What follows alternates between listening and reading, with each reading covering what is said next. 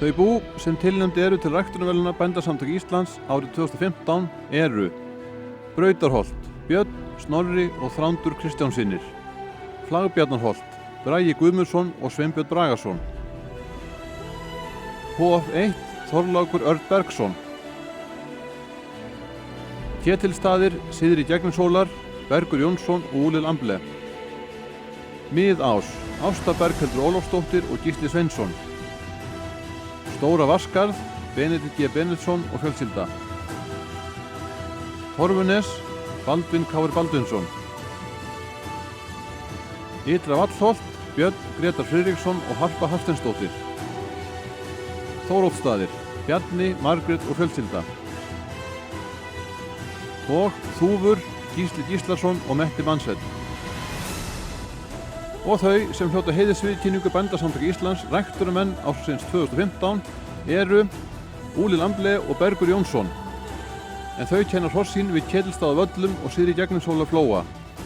Þau Bergur og Úlil státa frábærum ræktunarárangri til fjölda ára og ræktun á Ketilsstöðum á sér langa og farsæla sögu. Þau standa einstaklega faglega sinni ræktun og öllum hliðum undirbúnings, tamningar og sýningahalds. 14 hross voru sýnd frá búin í ár með meðalengun 805 og meðal aldur sem var einungis 4,86 ár. En 9 af þessum hrossum fóru í fyrstu verðlaun.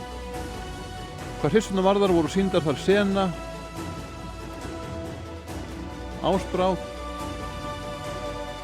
Tesla, Hörn, Fylking og Hugrökk, en Hugrökk var þriðja hæst dæmda fjaðravetrarhryssan á Íslandi í ár. Álgrímur er fjaðravetra undan Orð frá Þúfu og Álfadís frá Selfossi með 811 aðalengun. Þeir Glampi og Stefnir eru fjaðravetra og báð með fyrstu verðlaun. Tígur frá Ketilsstöðum með 8 af 10 aðalengun. Þá var sýndur Fákur undan Alfinn frá Syðri Gegnishóla með 8 af 25 aðalengun. Stúdent frá Ketilsstöðum 501 með 8,36 í aðalengun en Stúdent stóð efstur í sínu flokki á fjórðungsmóti Austurlandi.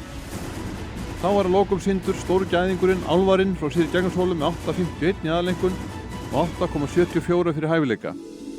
Innilega til hamingju með stórkostlegan árangur á árinu 2015, Úlil og Bergur.